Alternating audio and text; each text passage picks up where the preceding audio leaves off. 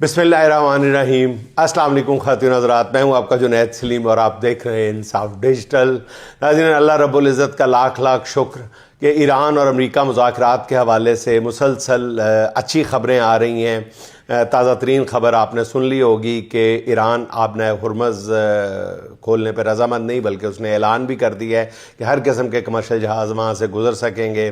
امریکہ نے ایران کے جو منجمد کیے ہوئے $20 ارب تھے ان کو ڈی فریز کرنے کا اعلان کر دیا ہے، واپس لوٹانے کا اعلان کر دیا ہے۔ ناظرین، الحمدللہ پاکستان کی سفارتکاری کی ہر طرف دھوم مچی ہوئی ہے، کامیابی کے ساتھ جاری ہے۔ ایران امریکہ معاہدے میں ایک یہ بڑی رکاوٹ ہے جو دور کر دی گئی ہے۔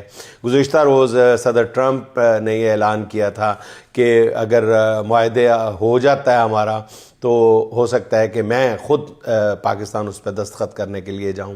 یہ بھی پاکستان کی بہت بڑی سفارتی کامیابی ہوگی۔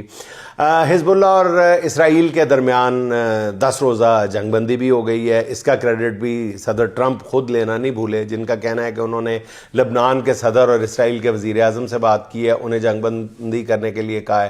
دوسری طرف ایرانی ذرائع کا کہنا یہ ہے کہ امریکہ کو پیغام پہنچا دیا گیا تھا کہ حزب اللہ پر اسرائیلی حملے نہ رکے تو ایران بھی اسرائیل پر حملے شروع کر دے گا۔ ایران کی یہ دھمکی کام کر گئی اور اسرائیل لبنان کے ساتھ جنگ بندی پر مجبور ہو گیا۔ بتایا جا رہا ہے ناظرین، ایران امریکہ مذاکرات کے دوسرے دور سے پہلے ہی بیک چینل متحرک ہیں اور تمام ہی نکات پر تقریباً اتفاق رائے ہو چکا ہے۔ ذرائع کا کہنا ہے کہ اگر معاہدے کی نوبت آئی تو صدر ٹرمپ، جیسے میں نے بتایا عرض کیا کہ گزشتہ روز خود اعلان کیا تھا کہ وہ خود پاکستان آ سکتے ہیں۔ صدر ٹرمپ ناظرین صرف اس لیے پاکستان آئیں گے کیونکہ وہ ایران کے ساتھ معاہدے کا کریڈٹ کسی اور کو نہیں لینے دینا چاہتے، اپنے نائب صدر کو بھی نہیں۔ ذرائع کے مطابق اس وقت پس پردہ مذاکرات جو ہیں وہ ایران کی افسودہ یورینیم کے نقطے پہ رکے ہوئے ہیں۔ ایران اپنی یورینیم کسی بھی صورت جو ہے وہ امریکہ کے حوالے کرنے پر تیار نہیں۔ امریکہ یہ نہیں چاہتا کہ ایرانی یورینیم چین یا روس کے پاس رکھ دی جائے۔ ذرائع کے مطابق ان حالات میں ایرانی یورینیم پاکستان رکھنے کی تجویز بھی دی گئی ہے، جس پر ایرانی بھی کافی حد تک تیار ہیں، البتہ ابھی اس کی موڈیلٹیز جو ہیں ان پر بات چیت جاری ہے۔ دوسری طرف ناظرین، اسلام آباد میں مذاکرات کی تیاریاں شروع کر دی گئی ہیں، شہر کی سیکورٹی سخت کر دی گئی ہے، بسوں کے اڈے بند کیے جا رہے ہیں، شہر کی صفائیاں جاری ہیں۔ ذرائع کے مطابق آئندہ ہفتے 21 یا 23 اپریل کو اسلام آباد میں مذاکرات کی میز سج سکتی ہے۔ اچھا ناظرین، عمران خان اور بشریٰ بی بی کی صحت سے متعلق بالکل بھی اچھی خبریں نہیں ہیں۔ بتایا جا رہا ہے کہ گزشتہ رات بشریٰ بی بی کو بھی جیل میں ان کی طبیعت خراب ہو گئی۔ ذرائع کا کہنا یہ ہے کہ بشریٰ بی بی کو ہنگامی طور پر شفا انٹرنیشنل میں منتقل کرنا پڑا۔ بشریٰ بی بی کی بھی دائیں آنکھ میں تکلیف ہے، وہ کافی دن سے اس کی شکایت کر رہی تھی، مگر جیل کے اندر ہی معمولی علاج سے کام چلایا جا رہا تھا۔ کل جب ان کی حالت تشویشناک ہو گئی، جس پر بشریٰ بی بی کی فیملی سے رابطہ کر کے انہیں فوری طور پر اڈیالہ جیل پہنچنے کی ہدایت کی گئی۔ فیملی نے بتایا کہ وہ لاہور میں ہیں اور 4-5 گھنٹے سے پہلے نہیں پہنچ سکتے، جس پر انہیں کہا گیا کہ آپ کل یعنی آج صبح آ جائیں، مگر ذرائع کا کہنا یہ ہے کہ تکلیف اتنی بڑی کہ بشریٰ بی بی کو فوری طور پہ ہسپتال لے جانا پڑا۔ آج بشریٰ بی بی سے ان کے اہل خانہ کی ملاقات کرا دی گئی ہے، جس میں بتایا گیا ہے کہ گزشتہ رات بشریٰ بی بی کی آنکھ کی سرجری کی گئی ہے۔ بشریٰ بی بی نے رات ہاسپٹل میں گزاری اور دن کے وقت انہیں واپس جیل منتقل کر دیا گیا۔ آپریشن کے بعد جب انہیں نگہداشت کی ضرورت تھی تب انہیں واپس جیل بھیج دیا گیا۔ ابھی یہ واضح نہیں ہے کہ بشریٰ بی بی کی صحت کے حوالے سے عمران خان کو آگاہ کیا گیا یا نہیں۔ سب سے حیران کن بات یہ ہے کہ عمران خان کے بعد بشریٰ بی بی کی آنکھ میں ہی تکلیف کیوں ہوئی ہے۔ کوئی نہیں جانتا کہ جیل میں عمران خان اور ان کی اہلیہ کے ساتھ کیا تجربہ کیا جا رہا ہے، کیا سلوک روا رکھا جا رہا ہے۔ حکمران بے حس ہیں اور پارٹی کوئی بھی پالیسی بنانے سے قاصر ہے۔ عمران خان اور بشریٰ بی بی کے حوالے سے ایسی پراسرار خاموشی ہے کہ گمان ہوتا ہے کہ کہیں نہ کہیں کوئی بیک چینل بات چیت جاری ہے، جس سے محمود اچکزئی، بیرسٹر گوہر اور وزیر اعلیٰ سہیل آفریدی آگاہ ہیں۔ البتہ عمران خان کی بہنیں اس سے لا علم ہیں۔ جیو ٹی وی نے بھی ذرائع کے حوالے سے ایک خبر دی ہے کہ عمران خان اور بشریٰ بی بی کے اہل خانہ نے اس بات پر اتفاق کر لیا ہے کہ وہ عمران خان سے ملاقات کے بعد جیل کے باہر کوئی بات نہیں کیا کریں گے، جس کے بعد بیرسٹر گوہر متحرک ہیں۔ بتایا جا رہا ہے ناظرین کہ جلد ہی جیل میں ملاقاتوں کے حوالے سے کوئی بریک تھرو ہو جائے گا۔ یہ ٹی وی چینلز پر ذرائع کے حوالے سے چلنے والی خبریں ہیں۔ جب تک عمران خان کی بہنیں اس کی تردید یا تصدیق نہیں کرتی، اس بارے میں میرا خیال ہے کہ یقین سے کچھ نہیں کہا جا سکتا۔ ناظرین، منصوبہ بندی کے وزیر باتدبیر جناب احسن اقبال جب بھی لب کشائی کرتے ہیں کچھ نہ کچھ ایسی بات کرتے ہیں جن میں حقائق کو وہ مسخ نہیں بلکہ ان کا کچلا بنا دیتے ہیں۔ نون لیگ اور شریف خاندان کی عظمت کے بے سروپا دعوے کیے جاتے ہیں۔ ان کا پورا سیاسی کیریئر ایسے ہی بیانات سے اٹا پڑا ہے۔ وہ ہمیشہ ترقی کے دھندلے خواب دکھاتے ہیں اور پھر اپنی ناکامیوں کا ملبہ ڈالنے کے لیے سیاسی مخالفین کے کندھے تلاش کرتے رہتے ہیں۔ اب ان کا کہنا یہ ہے کہ پاکستان میں جدید معیشت کا کوئی منصوبہ ہو یا پالیسی، اس پر مسلم لیگ نون اور نواز شریف کی چھاپ ہے۔ نواز شریف کو مزید وقت مل جاتا تو وہ ملائیشیا کے مہاتیر محمد سے بڑے لیڈر ہوتے۔ مزید کہتے ہیں کہ 2018 میں ایک اناڑی کو مسلط نہ کیا جاتا تو آج پاکستان کی آزمائش ختم ہو چکی ہوتی ہے۔ 78 سال سے آزمائش جاری ہے جس میں آدھے سے زیادہ وقت آپ کی پارٹی حکمران رہی ہے جناب، پھر بھی آزمائش صرف عوام کی ہوتی ہے، آپ کی کیوں نہیں ہوتی؟ ان نون لیگی دور کی جو ترقی ہے ناظرین، وہ نواز شریف کی عظمت کے جو گیت احسن اقبال صاحب آپ گا رہے ہیں، انہی لوریوں نے قوم کا سکون تباہ و برباد کر رکھا ہے۔ آپ جیسے احسن صاحب وزیروں اور مشیروں کے غلط مشوروں اور پارٹی کے سامنے واہ واہ کے کلچر نے اوسط درجے سے بھی کم ذہانت رکھنے والے رہنماؤں کو اس وہم میں مبتلا کر دیا ہے کہ قوم کی نجات ان کے اور ان کے خانوادے کی ذمہ داری ہے۔ لوڈ شیڈنگ کے خاتمے اور سڑکوں کی تعمیر جیسے جن دو کارناموں کا آپ کریڈٹ مانگتے ہیں وہی اس وقت پاکستان کا ناسور بنے ہوئے ہیں۔ لوڈ شیڈنگ کے خاتمے کے لیے نون لیگی سرکار نے آئی پی پی سے جو معاہدے کیے ان میں ریاست کا مفاد یکسر نظر انداز کیا گیا۔ ان معاہدوں میں کاروباری پارٹیز جو ہیں وہ کاروباری جو ساتھی شراکت دار سیٹھوں اور رشتہ داروں اور فرنٹ مینوں کو نوازا گیا تھا پارٹنر بنا کے۔ اب پوری قوم اپنا مستقبل گروی رکھ کر ان جوکوں کو پال رہی ہے۔ یہ چند سیٹھ سالانہ 2000 ارب روپے کا منافع سمیٹ رہے ہیں۔ یہ کیپیسٹی پیمنٹ کے نام پر بجلی نہ بہانے کا بھتہ بھی وصول کر رہے ہیں۔ 46,000 میگا واٹ کے معاہدے ہیں ناظرین، مگر بجلی 25,000 میگا واٹ بھی نہیں بن رہی۔ پورا ملک 12 سے 16 گھنٹے کی لوڈ شیڈنگ کے مزے لے رہا ہے۔ نون لیگی سرکار کا دوسرا کارنامہ چند سڑکوں کی تعمیر ہے۔ تو عرض ہے کہ نواز شریف نے جتنی بڑی سڑکیں اور موٹر ویز بنائی ہیں سب کی سب بھاری غیر ملکی قرضوں سے تعمیر ہوئی ہیں۔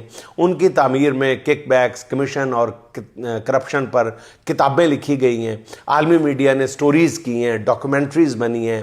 پیناما لیکس اسی محنت کا ثمر تھی۔ نون لیگ کی ترقی کے اس ماڈل کی وجہ سے ہی ملک آج قرضوں کی دلدل میں ہے۔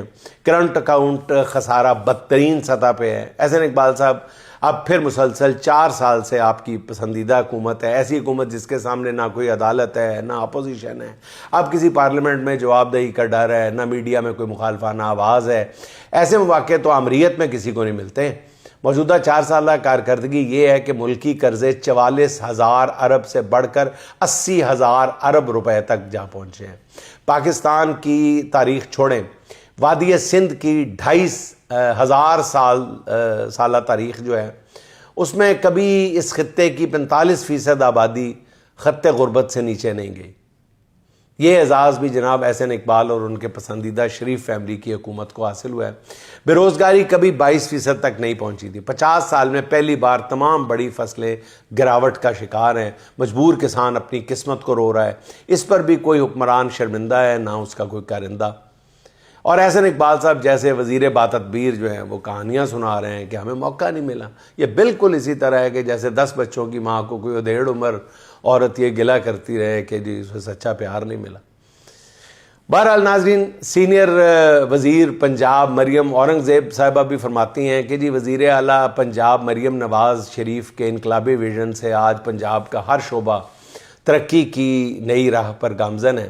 یہ نون لیگی وزیروں کی ہمت ہے کہ وہ پنجاب میں ترقی کے دعوے کر سکتے ہیں۔ ایسا صوبہ جہاں 1 کروڑ سے زیادہ بچے اسکولوں سے باہر ہیں اور انہیں تعلیمی اداروں میں واپس لانے کے لیے کوئی ہنگامی پروگرام موجود نہیں ہے، پھر بھی ترقی کے دعوے ہو رہے ہیں۔ پھر ذہن میں آیا کہ تونسا بھی پنجاب کا حصہ ہے، جہاں تحصیل ہیڈ کوارٹر ہاسپٹل میں فنڈز کی کمی کے باعث ایک ہی سرنج کے بار بار استعمال سے 334 افراد میں ایڈز کی تشخیص ہوئی ہے۔ مزید کتنے لوگ ایڈز کا وائرس لیے پھر رہے ہیں اس بارے میں کچھ بھی یقین سے نہیں کہا جا سکتا۔ یہ اعداد و شمار جو ہے یہ میں نے یا کسی پی ٹی آئی کے وائٹ پیپر نے نہیں دیے، یہ اعداد و شمار بی بی سی نے دیے۔ اس رپورٹ پر کسی بھی طرح کی شرمساری کی بجائے وزیر صحت پنجاب عمران نذیر نے بی بی سی کی رپورٹ کو پاکستان اور پنجاب دشمنی قرار دے دیا۔ پاکستان دشمنی تو خیر ماضی میں بھی کہا گیا ہے، لیکن پنجاب دشمنی کسی انٹرنیشنل ادارے پہ پہلی دفعہ الزام لگا ہے۔ جناب عمران نذیر فرماتے ہیں کہ اس معاملے کو دوبارہ اٹھانا سمجھ سے بالاتر ہے۔ انہوں نے بی بی سی کے خلاف قانونی چارہ کی دھمکی بھی دی ہے، مگر اس کی جرت شاید وہ کبھی نہیں کریں گے۔ نون لیگ والے صرف مقامی صحافیوں پر پی کے ایکٹ لگا سکتے ہیں، بین الاقوامی میڈیا سے متعلق ان کے پاس سوائے بڑکوں کے کچھ بھی نہیں ہے۔ قائد محترم میاں نواز شریف کے حوالے سے ایک بڑی خبر سامنے آئی ہے، وہ کہ جی ایک بار پھر متحرک ہو گئے ہیں۔ گزشتہ روز اچانک وہ لاہور کے ترقیاتی منصوبوں کا جائزہ لینے پہنچ گئے۔ ملت اسلامیہ کے قائد نواز شریف لاہور کے نیلا گنبد پہنچے تو تزئین و آرائش کا کام دیکھ کر برہم ہو گئے۔ دنیا نیوز کی خبر کے مطابق میاں نواز شریف نے تعمیرات کے لیے استعمال ہونے والی ٹائلز پر سخت تحفظات کا اظہار کرتے ہوئے اس ٹائل کے استعمال کو مسترد کر دیا۔ قائد محترم نے ٹائل کے استعمال کو تاریخی ورثے کے برعکس اور ٹائل کی موٹائی کو بھی نامناسب قرار دے دیا ہے۔ ذرائع کے مطابق نواز شریف سخت برہمی سے پوچھتے رہے کہ اس تعمیراتی مٹیریل کے استعمال کی اجازت کس نے دی۔ نواز شریف نے نیلا گنبد کی اصلی شکل میں بحالی کے لیے ماہرین تعمیرات پر مشتمل کمیٹی بنانے کا بھی حکم دے دیا۔ نواز شریف کا دوبارہ لاہور کی سڑکوں پر نکلنا نون لیگ کے لیے ایک اچھی خبر ہے، لیکن کچھ لوگوں کا خیال ہے کہ نواز شریف کو تعمیرات میں استعمال ہونے والی ناقص مٹیریل کا جائزہ لینے سے پہلے عام انتخابات کے ناقص نتائج کا جائزہ ضرور لینا چاہیے تھا۔ اس بات کا بھی جائزہ لیا جائے کہ جیتے ہوئے جیل میں کیوں اور ہارے ہوئے اقتدار میں کیوں ہیں۔ صرف اینٹوں اور ٹائلوں کی موٹائی ماپنے سے اقتدار کے ڈاکے پر پردہ نہیں ڈالا جا سکتا۔ اچھا ناظرین، سابق کرکٹر شاہد افریدی کے بارے میں اطلاعات ہیں کہ انہوں نے سیاست میں باقاعدہ انٹری کا فیصلہ کر لیا ہے۔ شاہد افریدی کافی عرصے سے سیاسی بیانات دے رہے ہیں، جس سے اندازہ لگایا جاتا ہے کہ وہ سیاست میں آ سکتے ہیں۔ بہت دیر سے اندازہ لگایا جا رہا تھا۔ چند ماہ قبل جب اینکر اقرار الحسن نے اپنی نئی جماعت کی بنیاد رکھی تو اس وقت بھی بڑے وثوق سے کہا جا رہا تھا کہ شاہد افریدی بھی اسی کشتی کے مسافر ہوں گے، مگر 3-4 ماہ کے دوران عوام راج پارٹی کو جو ناقابل بیان کامیابیاں ملی ہیں، اس کے بعد شاہد افریدی نے یہی بہتر سمجھا کہ جناب اقرار الحسن کے رنگ میں بھنگ ڈالنا مناسب نہیں ہے، اس لیے شاہد افریدی عوام راج پارٹی کے لیے نیک تمناؤں کا اظہار کر کے کسی اور سیاسی آشیانے کی تلاش میں نکل کھڑے ہوئے۔